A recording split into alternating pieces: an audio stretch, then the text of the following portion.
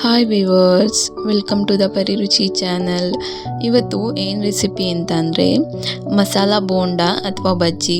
ಅದನ್ನು ಮಾಡೋದಕ್ಕೆ ಮೊದಲಿಗೆ ಬೋಂಡ ಮಾಡುವಂತಹ ಮೆಣಸಿನ್ಕಾಯಿನ ತೊಗೊಬೇಕು.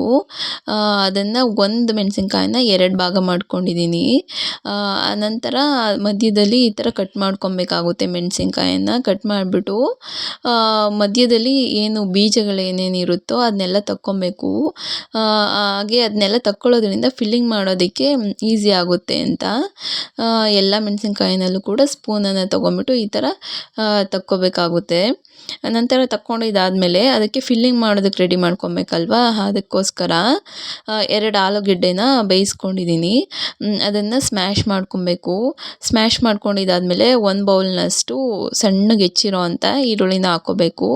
ಒಂದು ಅರ್ಧ ಬೌಲ್ನಷ್ಟು ಕ್ಯಾರೆಟ್ ತುರಿನ ಹಾಕ್ಕೊಬೇಕು. ಒಂದು ಅರ್ಧ ಸ್ಪೂನಷ್ಟು ಜೀರಿಗೆ ಪೌಡರ್ನ ಹಾಕೋದ್ರಿಂದ ಗ್ಯಾಸ್ಟ್ರಿಕ್ ಅವಾಯ್ಡ್ ಆಗುತ್ತೆ. ಅದಾಗಿದ್ದಾದಮೇಲೆ ಒಂದು 1/4 ಸ್ಪೂನ್ ಚಾಟ್ ಮಸಾಲ, ಒಂದು ಅರ್ಧ ಸ್ಪೂನ್ ಖಾರದ ಪುಡಿ ನೋಡಿ ಹಾಕ್ಕೊಳ್ಳಿ. ಖಾರದ ಪುಡಿನ ನಿಮಗೆ ಖಾರ ಎಷ್ಟು ಬೇಕೋ ಅಷ್ಟು. ನಂತರ ರುಚಿಗೆ ತಕ್ಕಷ್ಟು ಉಪ್ಪು ಎಲ್ಲ ಹಾಕ್ಬಿಟ್ಟು ಅದನ್ನ ಚೆನ್ನಾಗಿ ಮಿಕ್ಸ್ ಮಾಡ್ಕೊಬೇಕು. ಎಲ್ಲನೂ ಒಂದಕ್ಕೊಂದು ಹೊಂದ್ಕೋಬೇಕು, ಆ ಥರ ಮಿಕ್ಸ್ ಮಾಡ್ಕೊಬೇಕು. ನಂತರ ಬಜ್ಜಿನ ಮಾಡೋದಕ್ಕೋಸ್ಕರ ಹಿಟ್ಟನ್ನು ಕಲಿಸ್ಕೊಬೇಕಲ್ವ, ಅದಕ್ಕೆ 1 ಕಪ್ನಷ್ಟು ಬೋಂಡದ ಹಿಟ್ಟು ಅಥವಾ ಕಡಲೆ ಹಿಟ್ಟನ್ನು ಹಾಕ್ಕೊಂಡಿದ್ದೀನಿ. ಅದಕ್ಕೆ ಒಂದು 1/4 ಸ್ಪೂನ್ ಅಡುಗೆ ಸೋಡಾ, ಒಂದು 1/4 ಸ್ಪೂನ್ ಜೀರಿಗೆ ಪೌಡರ್, ರುಚಿಗೆ ತಕ್ಕಷ್ಟು ಉಪ್ಪು ಇಷ್ಟನ್ನು ಹಾಕ್ಕೊಂಡು ಮಿಕ್ಸ್ ಮಾಡ್ಕೊಂಡಿದ್ದೀನಿ ಬೋಂಡದ ಹಿಟ್ಟಿಗೆ. ಅದನ್ನೆಲ್ಲ ಚೆನ್ನಾಗಿ ಮಿಕ್ಸ್ ಮಾಡ್ಕೊಂಡಿದ್ದಾದಮೇಲೆ ಅದು ಏನಂತಂದರೆ ಅದಕ್ಕೆ ಜಾಸ್ತಿ ತೆಳ್ಳಗೆ ಮಾಡ್ಕೊಳಕ್ಕೆ ಹೋಗಬಾರ್ದು. ಮೆಣಸಿನ್ಕಾಯಿಗೆ ಅದು ನೀಟಾಗಿ ಹಿಡಿಬೇಕು. ಆ ಥರ ನೋಡಿ ಅದಕ್ಕೆ ಸ್ವಲ್ಪ ಗಟ್ಟಿಯಾಗೇ ಕಲಿಸ್ಕೊಳ್ಳಿ. ಕಲಿಸ್ಕೊಂಡಿದ್ದಾದಮೇಲೆ ಮೆಣಸಿನ್ಕಾಯಿನ ಏನು ರೆಡಿ ಮಾಡ್ಕೊಂಡಿರ್ತೀವಲ್ಲ ಕಟ್ ಮಾಡಿಬಿಟ್ಟು ಅದಕ್ಕೆ ಫಿಲ್ಲಿಂಗನ್ನು ಮಾಡ್ಕೊಬೇಕು. ಎಲ್ಲದಕ್ಕೂ ಕೂಡ ಈ ಥರ ಫಿಲ್ಲಿಂಗ್ನ ಮಾಡಿಕೊಂಡು ಬರಬೇಕು.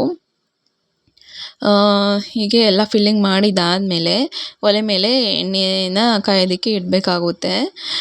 ಎಣ್ಣೆ ಕಾದಿದ್ದಾದಮೇಲೆ ಹಿಟ್ಟನ್ನು ಏನು ತಯಾರು ಮಾಡ್ಕೊಂಡಿರ್ತೀವಲ್ಲ ಅದಕ್ಕೆ ಫಿಲ್ಲಿಂಗ್ ಮಾಡ್ಕೊಂಡಿದ್ದಂತಹ ಮೆಣಸಿನ್ಕಾಯಿನ ಎದ್ಬಿಟ್ಟು ಹಾಕ್ಕೋಬೇಕಾಗುತ್ತೆ.